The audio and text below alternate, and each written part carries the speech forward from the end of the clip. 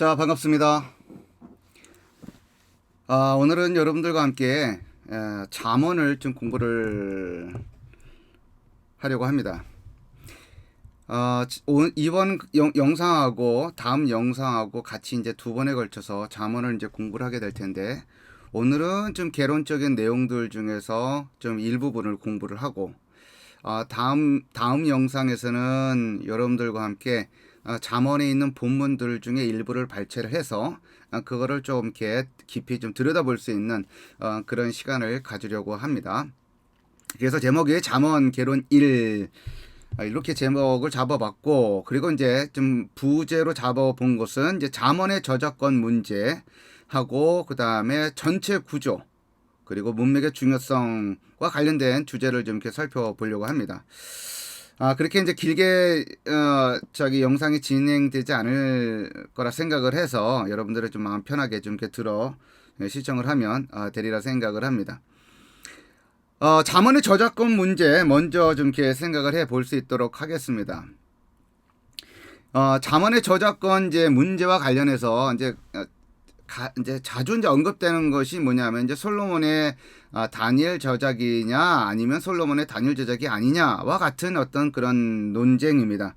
그렇게 이제 복잡한 논쟁이라고 보기는 힘들 것 같고요.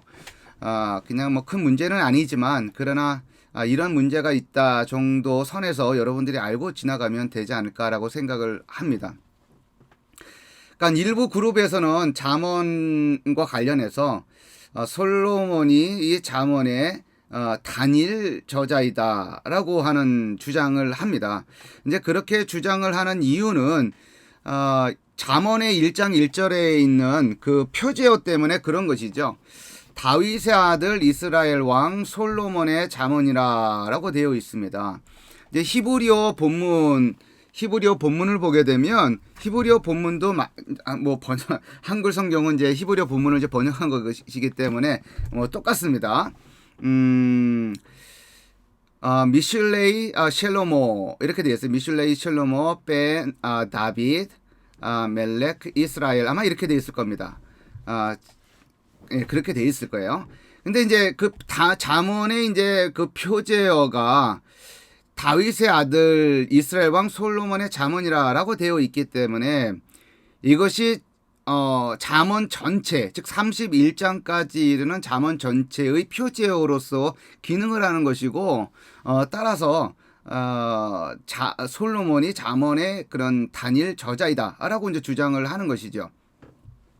그리고 이제 또 솔로몬이 이렇게 나와 있는 것처럼 잠언에 그 표제어로서 기능을 하는 부분이 이제 몇 군데가 나오는데, 그 중에 1장 1절 이제 우리가 이제 조금 전에 살펴본 것처럼 다윗의 아들 이스라엘 왕 솔로몬의 잠언이라고 한 부분에도 이렇게 솔로몬의 이름이 등장을 하지만 10장 1절 그리고 25장 1절 거기에도 솔로몬이라고 하는 이름이 등장을 합니다. 근데 이제 그냥 단순하게 솔로몬이라고 하는 이름이 등장을 하는 것이 아니라 표제어로서 기능을 하는 그런 기능으로서의 이름이 등장한다라고 하는 것이죠. 10장 1절에 보게 되면 이렇게 시작이 됩니다. 솔로몬의 잠언이라라고 시작을 해요. 솔로몬의 잠언이라라고 하는 것은 그 10장 1절 이후에 이어서 등장하는 내용들이 누구에 의해서 쓰여졌다라고 하는 것을 암시하는 거예요. 솔로몬이 썼다라고 하는 것을 암시하는 것이죠. 25장 1절에도 이렇게 되어 있습니다. 이것도 솔로몬의 잠언이요. 이렇게 되어 있어요. 이것도 솔로몬의 잠언이요. 그러니까 앞에도 솔로몬의 잠언이지만 이어서 나오는 이 부분도 솔로몬의 잠언이다라고 되어 있습니다. 물론 25장 1절에는 약간 첨가된 내용이 담겨져 있어요. 어떻게 되어 있냐? 이것도 솔로몬의 잠언이요. 유다 왕 히스기야의 신하들이 편집한 것이니라 이렇게 되어 있습니다. 10장 1절에는 그냥 단순하게 솔로몬의 잠언이라고 되어 있고 25장 1절에는 이것도 솔로몬의 잠언이요 그러면서 히스기야 신하들이 편집한 것이니라라고 하는 부연 설명이 들어가 있습니다. 어쨌든 1장 1절과 10장 1절 그리고 25장 1절에 모두 공이 솔로몬이라고 하는 이름이 등장하고, 그리고 솔로몬의라고 하는 이 솔로몬의 저작권을 인정하기에 충분한 내용이 담겨져 있기 때문에 솔로몬이 이 잠언서의 다니엘 저자이다라고 주장을 한다라고 하는 것이죠. 이제 그것뿐만 아니라 사실 이제 솔로몬이 잠언의 저자다라고 주장하는 이제 근거에는 이스라엘 역사에서 지혜자로 대변되는 인물이 누구냐라고 이제 봤었을 때 솔로몬이라고 하는 인물을 꼽지 않을 수가 없죠. 후보자를 우리가 꼽는다라고 하면 누구를 꼽겠어요? 다윗을 꼽겠어요? 아니면 솔로몬을 꼽겠어요? 아니면 모세를 꼽겠어요? 충분히 당연히 솔로몬을 꼽지 않을 수 없다라고 하는 것이죠. 왕상 4장 29장 34절을 보게 되면 성경을 한번 보겠습니다. 왕상 4장 29장 여러분들도 성경을 좀 보면 좋겠습니다. 왕상 4장 29장 여기를 보게 되면 이런 말씀이 있어요. 4장 29절서부터 34절까지 여기 제가 한번 읽어보도록 하겠습니다. 하나님이 솔로몬에게 지혜와 총명을 심히 많이 주시고 또 넓은 마음을 주시되 바닷가의 모래같이 하시니, 그러니까 솔로몬에게 하나님께서 지혜와 총명을 주셨다라고 하는 것, 그것도 심히 많이 주셨다.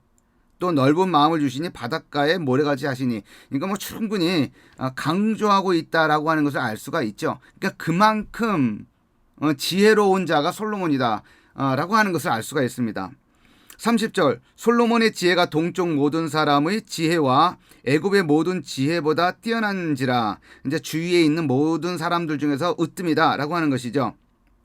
그는 모든 사람보다 지혜로워서 에스라 사람 에단과 마홀의 아들 헤만과 갈골과 다르다보다 나음으로 그의 이름이 사방 모든 나라에 들렸더라 라고 하는 거예요. 그러니까 솔로몬의 지혜라고 하는 것이 단지 이스라엘 안에 국한되어져서 평가되어질 만한 것이 아니라 그 이스라엘 가나안 땅을 넘어서 이웃 국가들에게까지도 알려질 정도로 그만큼 그 솔로몬의 지혜가 뛰어났다라고 하는 것을 알 수가 있는 것이죠. 32절에 이런 말씀이 있습니다. 그가 잠언 3,000가지를 말하였고 그의 노래는 1,005편이며 라고 되어 있습니다.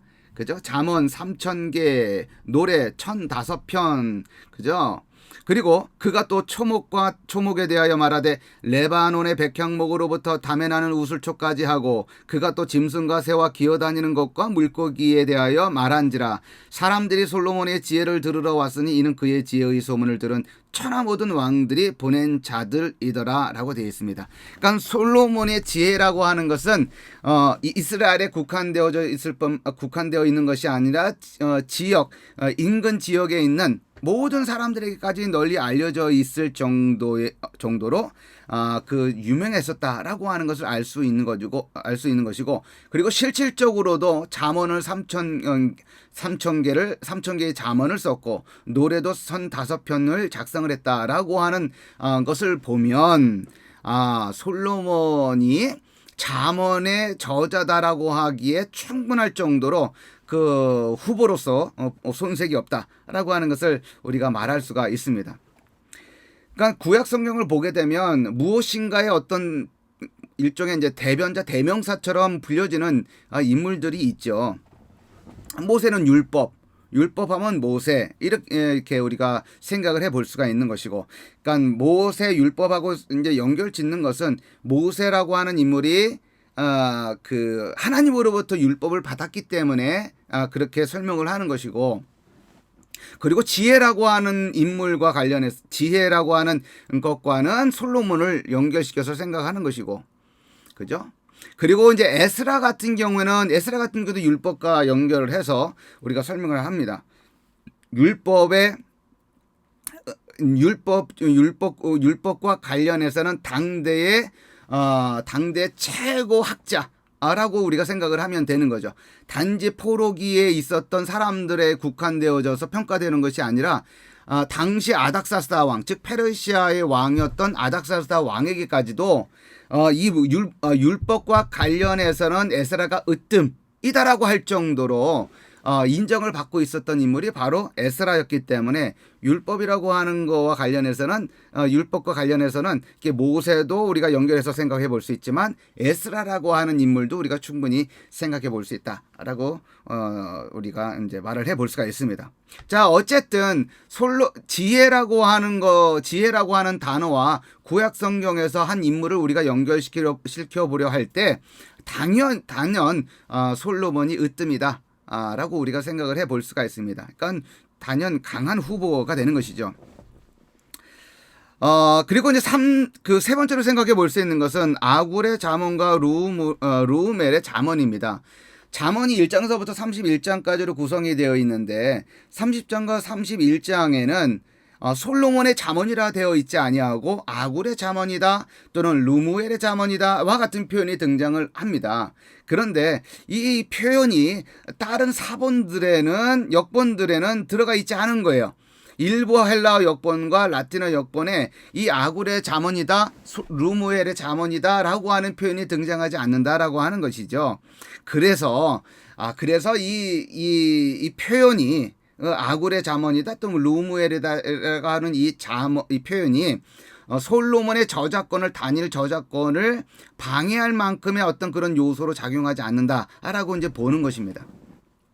또 어떤 일부 이제 또 전통적인 입장 중에는 이 아굴의 잠언이다라고 하는 표현, 르무엘의 잠언이다라고 하는 이 표현을 솔로몬의 어떤 필명 정도로 생각하는 그렇게 주장을 하는 학자들도 없는 것이 아닙니다.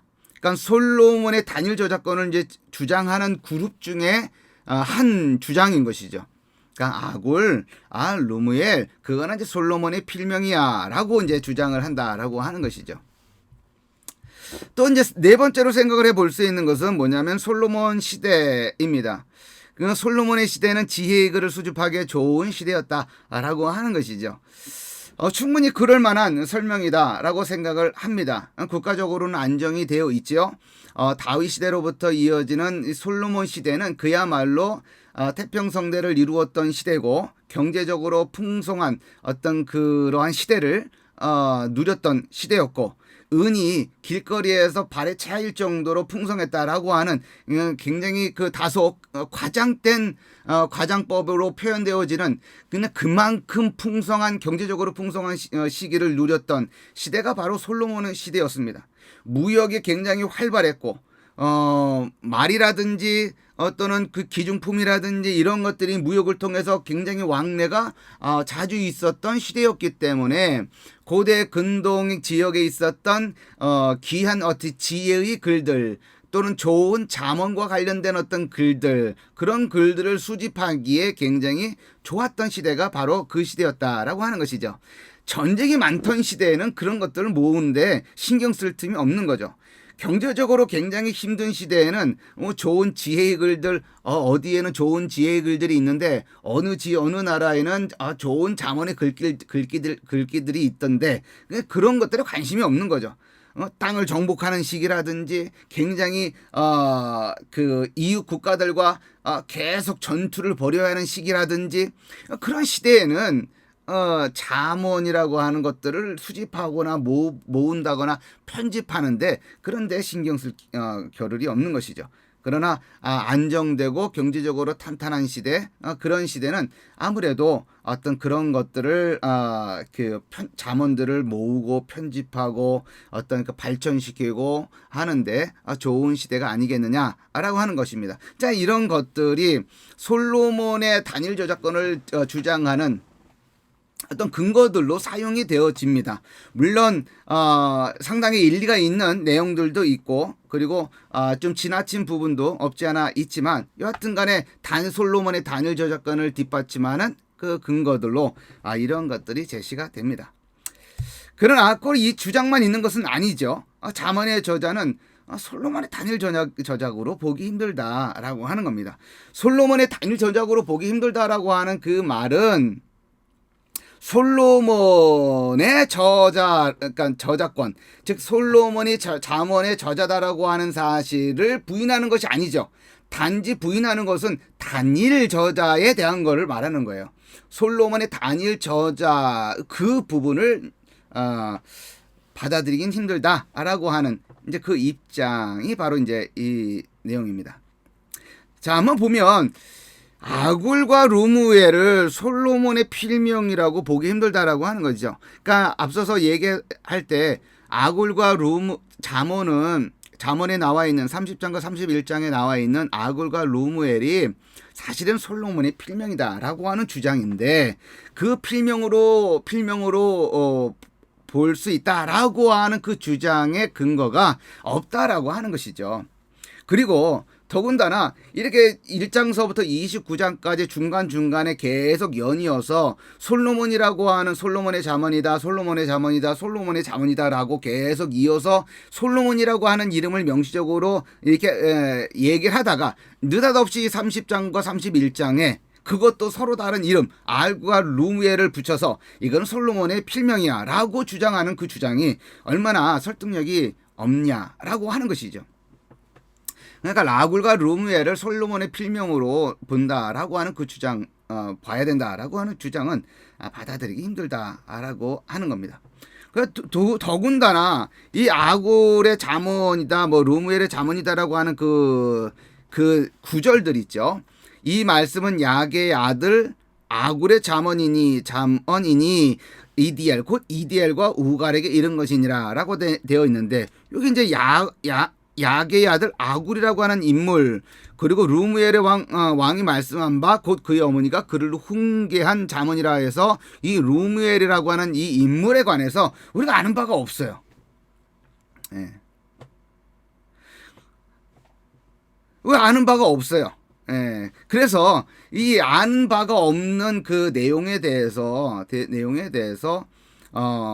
아굴과 루무엘은 솔로몬의 필명일 것이다 라고 주장하는 그 주장은 받아들이기 힘들다라고 하는 겁니다. 우리가 이제 이 잠언의 저작권과 관련해서 우리가 좀 이렇게 생각을 해야 되는 지점은 뭐냐 하면 수집 과정이라고 하는 그 부분에 대해서 우리가 충분히 인정하고 넘어가야 된다라고 하는 겁니다. 25장 1절에 보게 되면 어떤 내용이 있어요. 이것도 솔로몬의 잠언이요 그리고 유다왕 히스기야의 신하들이 편집한 것이니라 라고 하는 겁니다. 유다왕 히스기야의 신하들이 편집한 것이니라 라고 하는 것. 그러니까 여기서 우리가 분명할 것은 뭐예요? 히스기야 왕의 신하들이 모은 거예요. 누구 것을? 솔로몬의 것을. 그죠? 솔로몬의 것을 유다왕 히스기야의 신하들이 모은 겁니다. 그러면 우리가 생각을 할 것은 이 구절 자체가 25장 이후에서 나오는 그러니까 30장, 31장에 나와 있는 아굴과 루무엘의 건 내용을 일단 뺀다 하더라도 25장서부터 이어지는 그 29장까지 이어지는 25장서부터 29장까지 이어지는 그 내용에 대한 그 저작권을 누구한테 돌리느냐? 솔로몬에 돌리는 것은 분명히 맞습니다. 그러나 우리가 더 그 부분과 그것과 아울러서 생각해야 될 지점은 뭐냐면 솔로몬이 그 부분을 쓰고 그 부분을 25장서부터 29장까지의 내용을 이렇게 솔로몬이 다 마무리 지은 것이 아니라 그 내용들을 누가 편집했다는 거예요. 히스기야의 신하들이 편집했다라고 하는 겁니다. 그러니까 수집과 편집 과정이 존재했었다라고 하는 것을 우리가 생각을 할 수가 있는 것이죠. 그죠? 그리고 아굽과 루무엘의 잠언의 존재를 우리가 인정을 해야 되는 거죠. 그죠? 아굴과 루무엘의 잠언의 존재. 30장과 31장. 30장은 아굴의 잠언, 31장은 루무엘의 잠언. 이걸 인정하는 것입니다.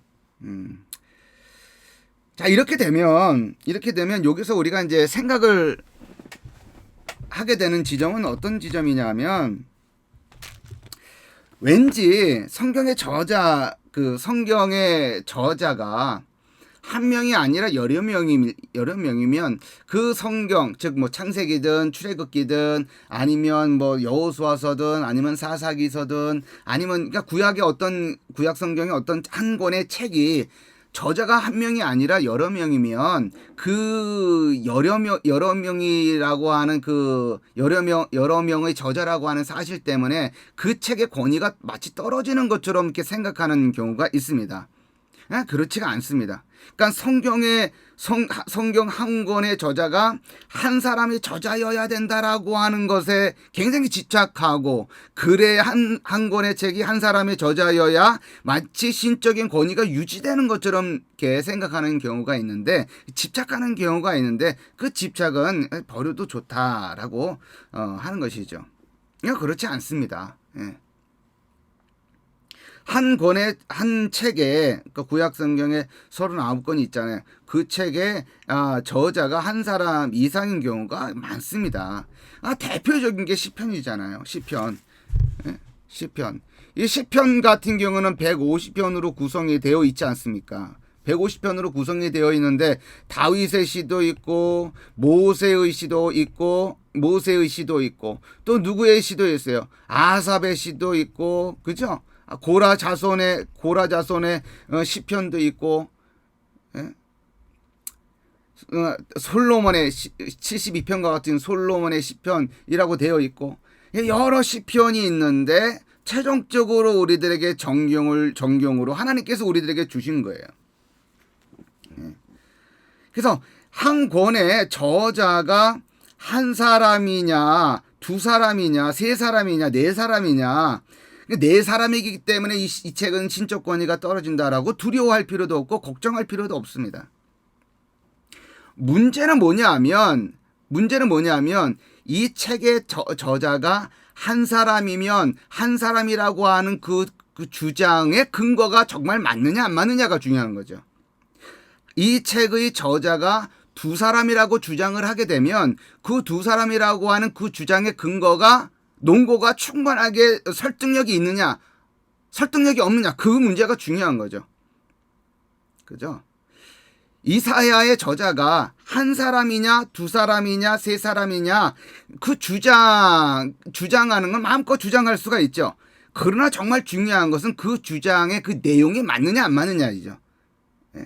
맞느냐 안 맞. 그러니까 이사야의 저자가 세 사람이든 두 사람이든 네 사람이든 그것이 뭐가 대단한 것이겠어요. 네 사람이 된다고 해서 이사야의 신적 권위가 떨어지는 겁니까? 이사야의 저자가 다섯 사람이라고 주장을 하면 다섯 사람이라고 하는 주장 때문에 신적 권위가 떨어지는 거예요? 그렇지가 않은 거죠. 중요한 것은 한 사람이 있었다라고 하면 한 사람이 있었다라고 하는 그 주장의 근거가 충분하냐, 설득력이 있느냐가 중요한 거죠. 이사야의 저자가 한 사람이 아니라 다섯 사람이라고 주장을 한다고 한다면 세 사람이든 다섯 사람이든 그렇게 여러 사람이 썼다라고 주장을 한다면 그 주장이 설득력 있고 충분하냐, 납득이 가냐라고 하는 납득이 가냐가 중요한 것이지 저자의 복수의 여부가 중요한 것이 아니다라고 하는 거예요. 그래서 이 잠언의 저자가 솔로몬이다. 다니엘 저자냐? 아니면 다니엘 저자가 아니냐라고 하는 주장보다 그것의 내용이 충분히 설득력이 있냐라고 하는 그쪽에다가 우리가 방점을 두고서 공부를 해나가는 것이 바람직하다라고 생각을 하고요. 다니엘 저자냐 다니엘 저자가 아니냐의 근거냐라고 하는 주장에 의해서 성경의 신적 권위가 사라지는 것이 아니다라고 하는 것을 우리가 기억해 둘 필요가 있겠습니다. 그러니까 솔로몬의 잠언의 저자는 솔로몬의 다니엘 저자라고 주장하는 것에는 조금 설득력이 떨어진다라고 하는 것을 우리가 정리를 해볼 수가 있습니다. 아굴의 잠언, 르무엘의 잠언, 그거 충분히 그들에게 저작권을 돌려도 잠언의 신적 권위가 하나도 1도 떨어지지 않는다라고 생각을 하시면 좋겠습니다. 이것을 제가 여러분들에게 이야기하는 것은 그런 어떤 그 풍토가 있습니다. 그런 분위기가 있어요. 만일 한 권의 성경의 한 권의 저자가 한 권의 저자가 한 사람 이상이다라고 이야기를 하게 되면 이렇게 보는 어떤 그런 시각이 있기 때문에 이와 같은 이야기를 나누는 거예요. 여러 명의 저자가 있다라고 주장을 하면 그 주장 자체로 여러분들이 뭐 흔들릴 필요가 없어요. 그 주장에 설득력이 있느냐, 건전하냐라고 하는 것에 여러분들이 그 방점을 두고 거기에 초점을 두고서 들여다보고 그것이 맞지 않으면 받아들이지 않으면 되는 거예요. 자, 우리 두 번째로 우리가 생각해 볼 것은 잠언의 전체 구조입니다. 잠언의 전체 구조. 전체 구조는 이렇게 우리가 그려볼 수가 있습니다. 세 부분으로 나눌 수가 있는데요. 첫 번째는 1장서부터 24장까지 솔로몬의 제1모음집 이렇게 하나 이렇게 구분을 지을 수가 있고요. 그 다음에 25장서부터 29장까지 솔로몬의 제2모음집 이렇게 또 모을 수가 있고요. 나눌 수가 있고 또 부록이라고 하는 제목을 붙여서 이렇게 30장부터 31장까지를 우리가 한 그 단락으로 모을 수가 있습니다. 여기 솔로몬의 제1모음집을 보게 되면 여기는 이제 크게 우리가 이제 두 부분으로 이렇게 나눌 수가 있습니다. 서론으로서 1장서부터 9장까지를 일단 서론으로 묶는 거예요. 그리고 10장서부터 24장까지를 솔로몬의 잠언이라고 하는 제목으로 또 다시 한번 묶어 주는 겁니다.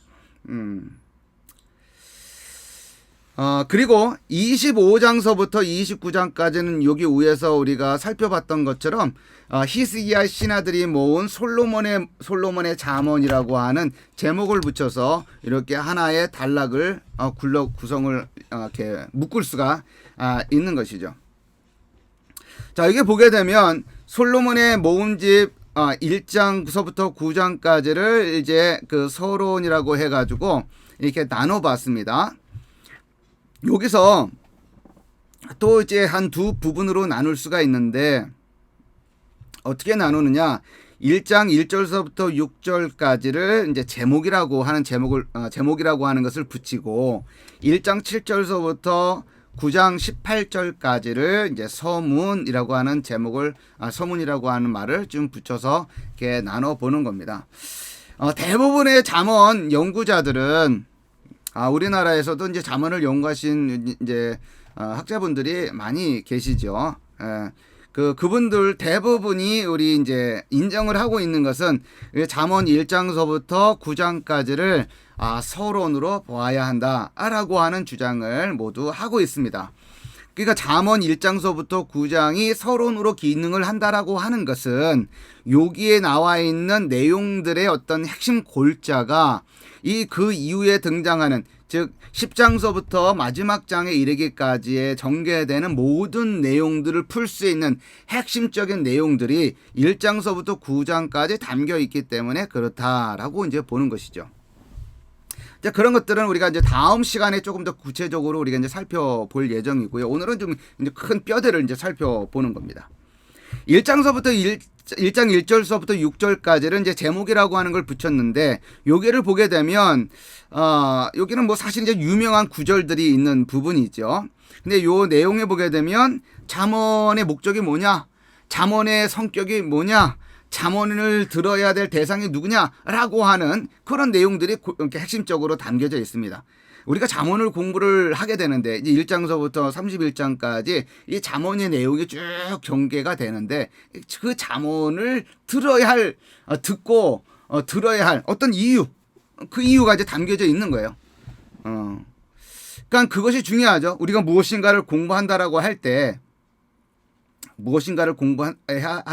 우리가 무엇인가를 공부해야 한다라고 이제 생각을 할 때 이제 그 이유, 타당성 이제 그런 것들을 아는 것이 그 공부를 해나가는 데서 아주 뭐라고 할까요?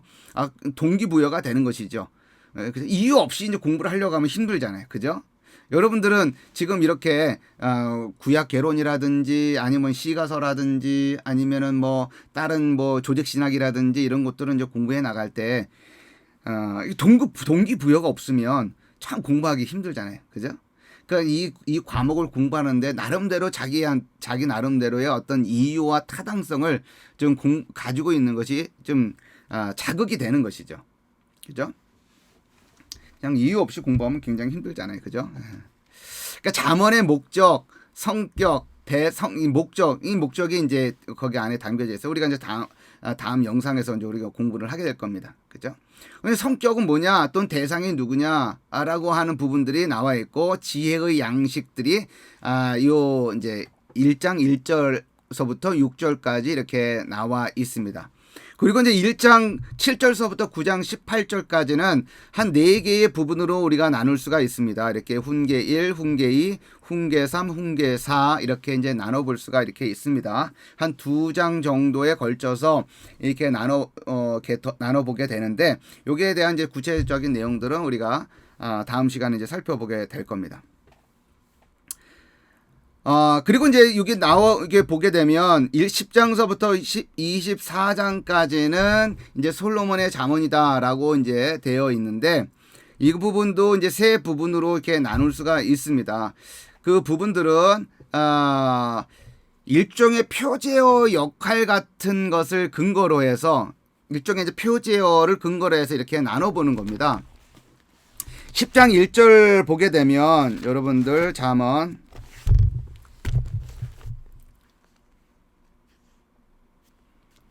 여기 10장 잠언 10장 1절을 보게 되면 뭐라고 나와 있어요? 10장 1절에 보게 되면 솔로몬의 잠언이라 라고 되어 있죠. 솔로몬의 잠언이라. 그러니까 10장 1절서부터 22장 16절까지 그것이 쭉 이어진다 라고 이제 보면 되는 거죠. 그리고 이제 22장 17절 거기에 가게 되면 22장 17절에 가게 되면 이런 말씀이 있어요. 너는 귀를 기울여 지혜 있는 자의 말씀을 들으며 라고 하는 부분이죠. 거기에 보면 지혜 있는 자의 말씀, 요 부분이 일종의 앞부분과 나누어지는 일종의 표제어 역할을 한다라고 이제 보는 겁니다. 그래서 22장 17절 거기에 나와 있는 지혜자의 말씀이라고 하는 표제어. 그 다음에 24장 23절 거기를 보게 되면 이것도 지혜로운 자들의 말씀이라 라고 되어 있습니다. 이것도 지혜자의 말씀이라. 그러니까 이것도 보면은 일종의 그 표제어 역할을 하는 것이죠. 그 솔로몬의 잠언, 그 다음에 지혜자의 말씀, 이것이 일종의 표제어 역할을 하면서 그 뒤 이어서 나오는 모든 내용들을 한 단락으로 묶어주는 일종의 표제어 역할을 한다라고 이제 보는 것입니다. 이제 그렇게 해서 이제 세 단락으로 나누게 되는 것이죠. 자, 여기서 솔로몬의 잠언들이라고 하는 이 부분의 단락에서는 어떤 내용들이 나와 있느냐면, 이제 대조적인 잠언들이라고 해서 10장서부터 15장까지로 나눕니다. 이 대조적인 잠언들이라고 하는 것은 어떤 것이냐면 이런 거예요. 의인의 길, 악인의 길. 이게 두 개의 길이 이제 그 대조적으로 이제 등장을 하는 것이죠. 의인의 길, 악인의 길이라든지, 뭐, 여기 10장 1절에서 대번에 이와 같은 구절이 나옵니다. 지혜로운 아들은 아비를 기쁘게 하거니와 미련한 아들은 어미의 근심이니라 라고 되어 있어요. 그러니까 지혜로운 아들과, 여기 보면 지혜로운 아들과 여기 또 뭐예요? 미련한 아들 이렇겠죠. 미련한 아들 이렇게 했어요.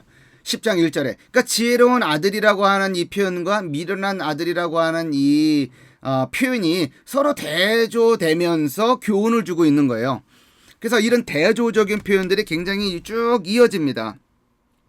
2절에 보게 되면 10장 2절에 보게 되면 불의의 재물, 이게 불의의 재물, 불의의 재물, 재물이긴 재물인데 어떤 재물이에요? 불의의 재물은 무익하여도 공의는 죽음에서 건지느니라 라고 되어 있어요. 그러니까 불의의 재물과 공이라고 하는 것이 서로 대조된다 라고 하는 거예요. 3절에 보면 의인의 영혼 또 악인의 소욕 이것이 대조되면서 전개가 됩니다. 4절에서는 손을 게으르게 놀리는 자는 가난하게 되고 손이 부지런한 자는 부하게 되느니라 라고 되어 있어요. 부지런한 손과 게으른 손이 대조가 되고 있어요. 이런 것들이 계속 쭉 이어집니다.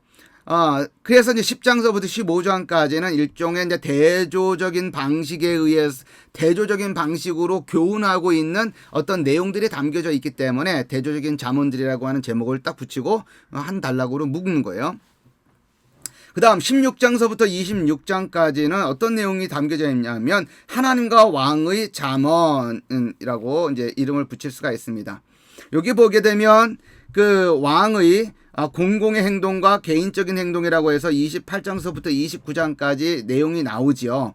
그죠? 그리고 또 왕의 주권이라고 해서 25장서부터 27장까지 나오고요. 그러니까 왕과 하나님의 지혜와 그 왕이라고 하는 이 두 주제가 서로 서로 이렇게 묶여서 전개가 됩니다. 그리고 흥미로운 것은 이 전체 잠언 가운데 가장 그 중심에 위치하고 중심이라고 볼 수 있는 것이 이제 16장인데 16장 가운데절 16장이 가운데 장인데 그 잠언 전체 가운데절 중앙절이 뭐냐면 16장 17절이에요. 16장 17절. 거기에 보게 되면 어떤 구절이 있냐면 악을 떠나는 것은 정직한 사람의 대로이니 자기의 길을 지키는 자는 자기의 영혼을 보존하느니라 라고 되어 있습니다. 악을 떠나는 것은 정직한 사람의 대로이니 자기의 길을 지키는 자는 자기의 영혼을 보존하느니라. 자기의 길을 지키는 것, 악을 떠나는 것, 이것을 얘기를 하고 있죠. 이 구절이 이제 중앙절입니다. 여기서 왕과 하나님과의 관과 관련해서 어떤 내용들이 전개가 되고 있습니다. 두 번째 단락인 지혜자의 말씀 있는 부분이에요. 22장서부터 22장 17절부터 24장 22절까지의 내용입니다. 여기에 있는 내용들은 어떤 걸로 얘기하냐면 애굽의 아메네모페라고 하는 일종의 잠언집이 있습니다. 30개의 이제 교훈들이 담겨져 있는 그 아메네모페라고 하는 어떤 교훈집이 있는데 거기에 있는 가르침과의 어떤 유사성이 있다라고 해서 어떤 그 자료 간의 상호 연구를 하는 상호 관계를 연구하는 학자들이 있습니다. 그러니까 애굽의 아메네모페에 의해서 이 부분이 영향을 받았다. 아니면 영향을 받지 않았다. 독자적으로 이 부분은 그대로 있는 것이다. 라고 이제 주장을 하는 것이죠. 그건 이제 유사성이라고 하는 것은 이제 이 애굽의 아메네모페에 있는 그 가르침들은 한 30개라고 이제 볼 수 있는데 이 잠언에 있는 이 부분에도 거의 이제 30개로 이제 구분을 할 수가 이제 있고 또 월터 브리키 같은 학자 같은 경우에는 그렇게 또 30개로 나눠서 설명을 해보려고 하는 그런 시도도 좀 있었습니다. 근데 여하튼 간에 영향이 있었느냐 없었느냐 뭐 그런 이제 학자들이 계속 이제 논하고 또 뭐 이제 그런 어떤 과정이 진행이 이제 되고 있습니다. 여하튼 간에 이제 그런 어떤 그런 그 유사성이 담겨져 있는 단락이 바로 이 지혜자의 말씀이라고 불려지는 22장 17절서부터 24장 22절까지의 내용입니다. 24장 23절서부터 34절까지의 여기 구절에는 이제 거기도 이제 표제가 지혜자의 말씀이라고 있는 부분이죠. 거기에는 한 개인의 공공의 삶과 개인적인 삶을 이제 다룹니다. 한 개인이 있잖아요. 우리가 속해 있는 것은 우리가 이제 살아가는 공간은 어떻게 보면 사적인 공간이 있고 공적인 공간이 있죠. 그죠? 내가 혼자서 싱글로 만약에 살아간다고 한다면 이제 사람들 만나고 그리고 직장 생활하고 그리고 어떤 그룹에 속해 가지고 어떤 활동을 한다든지 하거나 이제 이런 것들은 다 이제 공적인 삶인 거죠. 한 공동체의 한 구성원으로서 살아간다라고 하는 것은 이제 공적인 이제 삶이라고 이제 말할 수 있다고 한다면 그거 이외에 어떤 사적인 공간이라고 하는 것이 있죠. 사적인 공간. 그 사적인 공간에서의 삶의 어떤 모습과 공적인 어떤 그런 공간에서의 어떤 삶의 양태와 관련해서 교훈하고 있는 부분이 바로 잠언 24장서부터 24장 23절에서 34절까지에 있는 내용이 되겠습니다. 이제 사적인 공간이라고 하는 것이 사실은 이제 뭐 사람마다 이제 뭐 살짝 다른 부분도 있죠. 예. 우리나라는 이제 공적인 공간에서 뭐 사적인 이런 설명이 이제 맞는지는 모르겠습니다만 이제 외국 같은 경우에는 사적인 공간을 굉장히 중요하게 생각을 하잖아요. 그래서 지나갈 때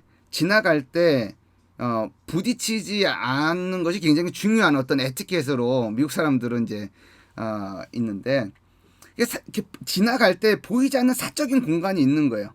그러니까 서로 이제 그 사적인 공간을 해치지 않는 거예요. 그래서 만약에 지나가다가 이제 부딪혔으면 그 부딪힌 거는 그 상대방의 사적인 공간을 침해한 것으로 이해하는 거예요. 그래서 부딪히게 되면 excuse me라고 말한다거나 아니면 I'm sorry라고 한다든지 그런 표현을 하게 됩니다.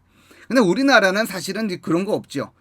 공간 자체가 좁고 사람들은 많고 이제 그렇기 때문에 부딪히는 것이 일상이기 때문에 사적인 공간을 주장할 그런 여유를 부릴 수가 없는 것이죠.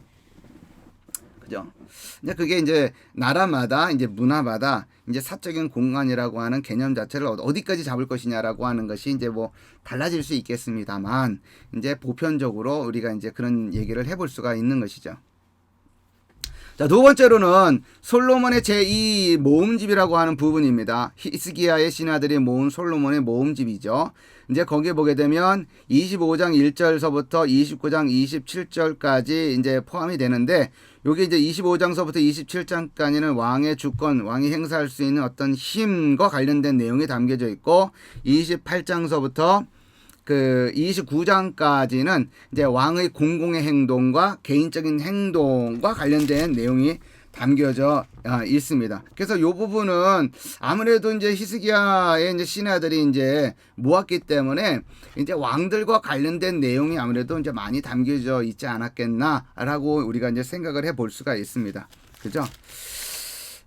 그리고 이제 나머지 이제 두 개의 부분이죠. 아굴이라고 하는 내용과 아굴의 잠언이라고 하는 거기에 하고 루멜의 잠언이라고 하는 부분입니다.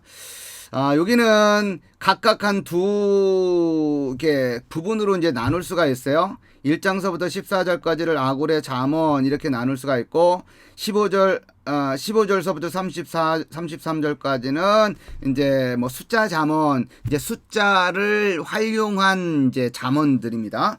이제 그런 것들로 이렇게 구분하는 학자들이 있고 또 어떤 또 학자는 1절서부터 9절까지를 아굴의 고백과 청원, 그 다음에 10절서부터 33절까지를 아굴의 잠언 이렇게 나누는 그런 학자들도 있습니다.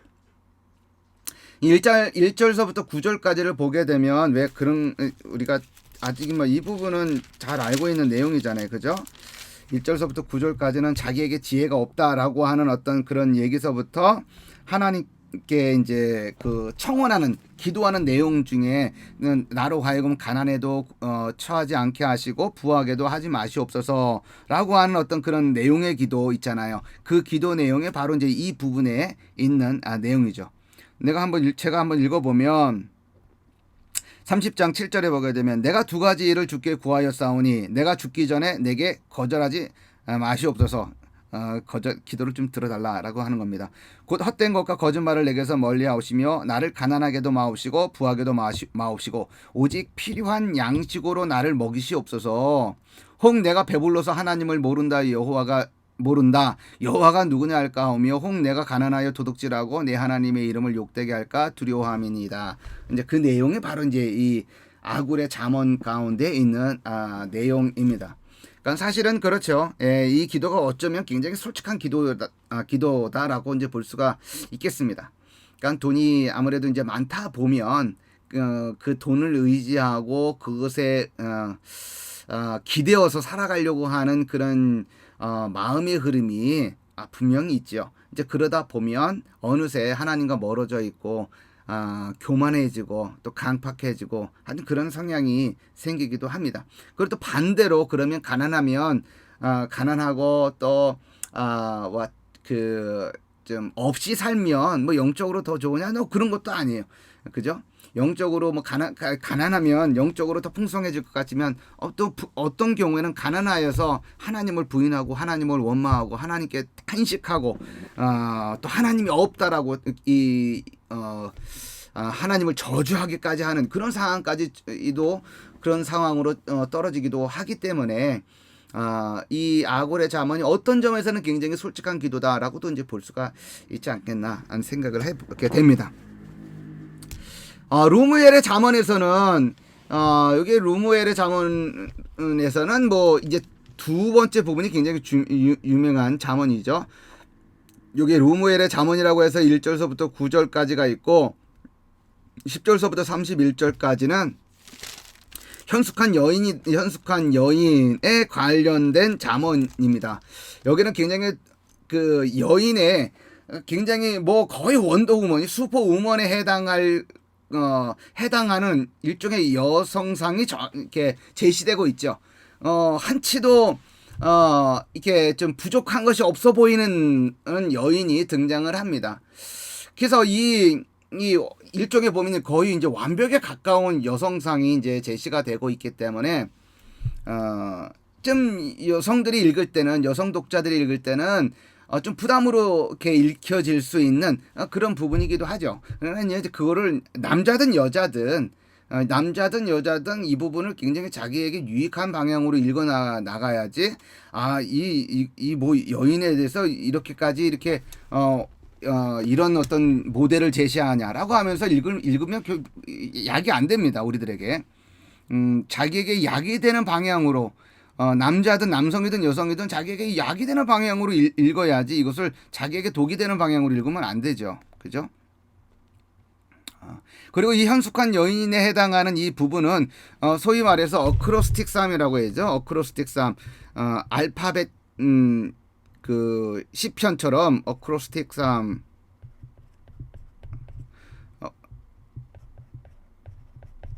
어크로스틱 쌈이라 그러죠. 숫자 시편 알파벳 시편이라 그러죠. 이게 여기는 거의 이제 그 각 구절들이 이제 알파벳의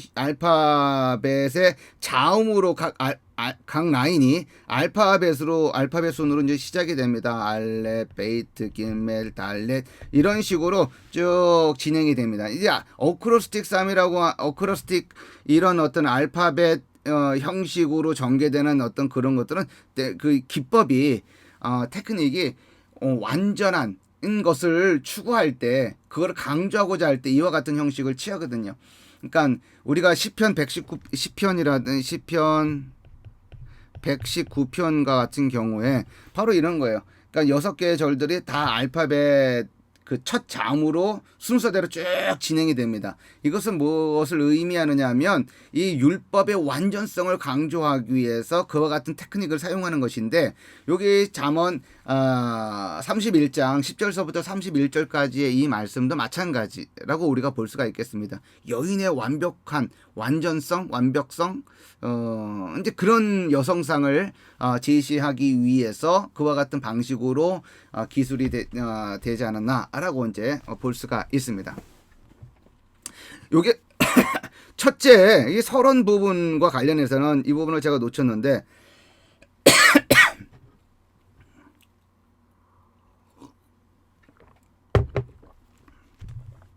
여기 보면 1장 1절서부터 6절까지를 이렇게 나누고 1장 7절부터 9장 18절까지 이렇게 나눴습니다. 그죠?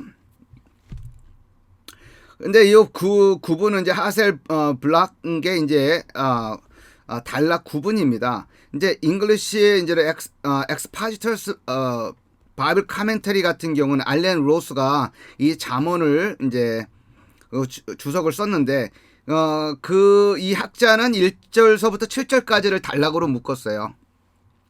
1절서부터 7절까지. 그 다음에 월드 비버크 카멘터리 있죠? 이제 롤란드 이 머피라고 하는 지혜문화 그 부분에 이제 조예가 깊은 이제 학자죠. 이제 그분도 1절서부터 7절까지를 할 단락으로 나눴습니다. 그리고 이제 어떤 학자는 1절서부터 6절까지, 어떤 학자는 1절서부터 7절까지를 이렇게 나눴어요. 그러니까 핵심은 이제 7절을 어떻게 볼 것인가가 이제 문제가 되는 것이죠. 여기 보면 제 이제 히브리 성경을 이제 사진을 찍어서 이제 여기를 올렸는데 조금 지저분해서 조금 이제 미안한 마음이 있습니다.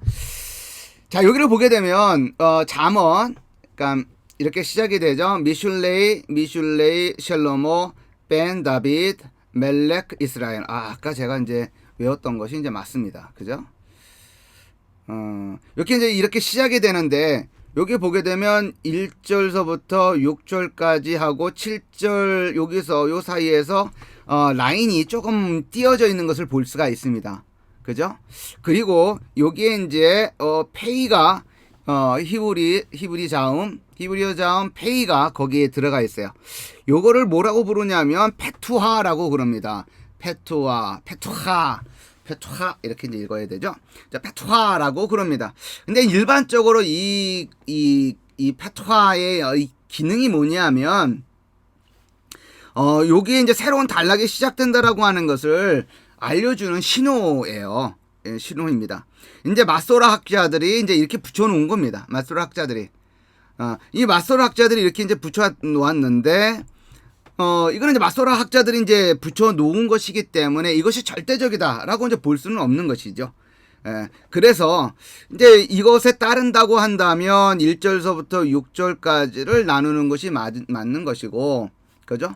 이것을 절대적인 것의 가치를 이제 우리가 부여하지 않고 이제 다른 것의 근거에서 본다고 한다면 어떤 학자들은 7절까지를 이제 서론으로 본다라고 하는 것이죠.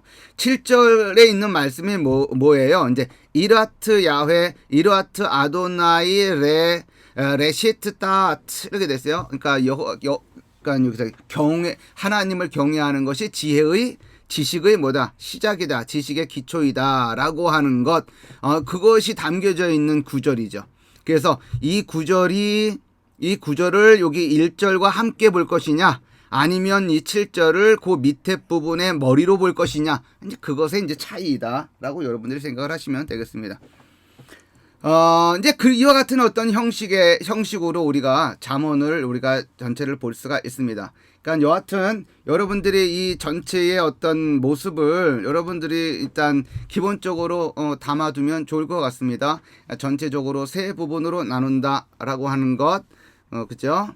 그리고 여기 부록은 30장, 31장 딱 떼어놓고 보면 이렇게 솔로몬의 제1모음집, 솔로몬의 제2모음집 이렇게 두 부분으로 나눌 수가 있고, 여기 나와 있는 것처럼 1장서부터 9장까지를 서론, 그리고 10장서부터 24장까지 한 덩어리, 25장서부터 29장까지를 한 덩어리, 이렇게 큰 그림으로 이제 구획부터 이제 나누고서 들어가면 좋을 것 같습니다. 그래서 이것에 근거해서 우리가 다음 영상에서는 요 근거에서 중요한 본문들을 우리가 몇 개 뽑아서 우리가 살펴볼 수 있도록 할 것입니다.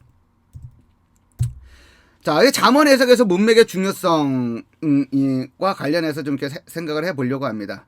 자, 우리가 이제 일반적으로 생각하는 것 중에 하나가 뭐냐 하면 한 본문의 의미 아니면 한 단락에서 어떤 한 단어의 의미는 문맥에 의해서 결정한다라고 하는 것이죠. 그래서 내러티브에서 문맥은 해석하고자 하는 텍스트의 의미를 결정짓는다라고 하는 겁니다. 이것은 이미 상식이 되어 있는 것이죠. 그죠? 상식이 되어 있어요. 한 단어의 의미는 문맥이 결정한다. 그죠? 그리고 또 한 문장의 의미는 문맥에 결정을 하는 거예요. 모든 것이 문맥에 의해서 결정이 되는 겁니다. 그래서 문맥이 결여된 한 구절만 가지고 무엇인가를 막 이렇게 묵상을 하려고 하는 것에 대해서 굉장히 경계를 하려고 하고 주의를 주려고 하는 이유는 바로 그러한 것 때문에 그렇습니다. 그래서 성경을 우리가 이제 묵상한다고 할 때 문맥을 떠나서 묵상을 하려고 하면 안 되죠. 만약에 여러분들이 새벽에 이제 개인적으로 새벽 기도를 하든 아니면은 교회 가서 새벽 기도를 하든 아니면 개별적으로 적당한 시간에 성경 말씀을 큐티를 하든 장소나 시간에 그것이 중요한 것이 아니라 그 묵상하고자 하는 그 구절을 말하는 거예요. 그 구절을 한 구절만 갖고 계속 한 20분, 30분 그렇게 막 붙들고 있으려고 하는 것은 그렇게 바람직한 어떤 묵상 방법은 아닙니다. 그 구절이 포함되어 있는 단락을 같이 포함해서 문맥을 같이 묶어서 읽고 묵상하는 것이 중요하다. 왜 그러냐면 그 해석하고자 하는 그 단어, 해석하고자 하는 그 구절, 그것은 다 문맥에 의해서 결정되어지기 때문에 그래요. 그렇지 아니하고 문맥을 떠나서 해석을 한 구절을 해석한다든지 한 단어를 해석하려고 하면 오해할 가능성이 아주 다분하다라고 하는 거예요. 우리가 잘 알고 있는 것처럼 이 의라고 하는 단어도 그렇잖아요. 로마서 4장 3절과 마태복음 6장 1절에 공이 똑같이 다 의라고 하는 단어가 나오지만 그 생긴 것은 의라고 되어 있지만 전혀 다른 의미를 담고 있다라고 하는 것이죠. 로마서 4장 3절과 같은 경우에는 그 믿음으로 말미암는 의, 하나님으로부터 주어지는 의를 말하는 겁니다. 아브라함이 무엇인가를 해서 주어지는 것이 아니라 그 무엇인가를 하기 이전에 하나님으로부터 부여받은 하나님의 칭의 이를 말하는 거고, 마태복음 6장 1절과 같은 경우에는 그 문맥을 근거해서 볼 때, 문맥에 의해서 우리가 고려를 해볼 때 행함을 통한 의를 말하는 거예요. 행함이 수반된 의. 6장 1절에 보게 되면, 마태복음 6장 1절에 보게 되면 사람에게 보이려고 그들 앞에서 너의 의를 행하지 않도록, 사람 앞에서 너의 의를 행하지 않도록 조심하라, 주의하라라고 되어 있어요. 그리고 그 이후에는 뭐와 관련된 내용이 나오냐 하면 뭐 구제와 관련된 이야기, 그 다음에 기도와 관련된 이야기, 외식과 관련된 이야기, 뭐 이런 것들이 쭉 나오는 겁니다. 자, 어쨌든 이 로마 4장 3절과 6장 1절에 똑같은 단어가 의라고 하는 단어가 나와도 그것이 사용된 문맥에 따라서 어떤 거는 칭이 하나님으로부터 부여받은 칭의를 말하는 것이고, 어떤 경우는 행함을 통해 보일 수 있는 의로운 삶, 그 바람직한 삶을 의미하는 경우도 있다라고 하는 것이에요. 그래서 성경을 읽을 때 본문을 해석하고자 할 때 그 속해 있는 문맥을 살펴보는 것이 중요하다라고 하는 거예요. 그러나 잠언 해석에서는 어떠냐라고 하는 거예요. 잠언 해석에서 문맥의 파악이 정말 중요하냐라고 하는 거예요. 그런데 이 잠언 해석에서 문맥은 결정적이지 않다라고 하는 거예요. 결정적이지 않다. 이것을 우리가 이제 생각을 봐야 될 것이고, 잠언은 신학적이지만 그 신학적인 주제가 내러티브처럼 긴밀하게 연결되어 있지 않다라고 하는 겁니다. 그래서 이 창세기에 있는 어떤 내용이라든지 사사기의 내용이라든지 룻기의 내용이라든지 뭐 예레미야의 내용이라든지 뭐 이사야 선지자의 내용이라든지 이런 내용들을 보게 되면 굉장히 내러티브처럼 쭉 이야기가 전개가 되잖아요. 그렇죠? 근데 이제 잠언은 그렇지가 않다. 그냥 일종의 잠언들, 짧은 경구들을 이렇게 뚝뚝 모아서 연결해 놓은 것처럼 기록이 되어 있기 때문에 그 영향을 받지 않는다라고 하는 거예요. 문맥에 의해서. 그러니까 한 구절이 그 주변의 문맥에 의해서 영향을 받지 않는다라고 하는 것이 잠언 해석의 어떤 특징이다라고 하는 거예요. 근데 그것을 우리가 생각을 해 본다고 한다면, 우리가 한 구절, 잠언의 한 구절 아니면 한 뭐 두세 구절을 하나의 단위로 묶어서 이렇게 만약에 나눌 수 있다 하더라도 그 구절의 온전한 해석을 위해서 그 주변 문맥을 살펴야 된다라고 하는 압박감으로부터는 어느 정도 벗어날 수 있다라고 하는 겁니다. 그러니까 잠언 10장 1절 같은 경우에 보면, 지혜로운 아들은 아비를 기쁘게 하거니와 미련한 아들은 어미의 군심이니라 라고 되어 있어요. 그러니까 지혜로운 아들하고 어리석은 아들, 이 두 아들이 비교가 되는 겁니다. 그것을 통해서 하나의 교훈을 던져주는 것이죠.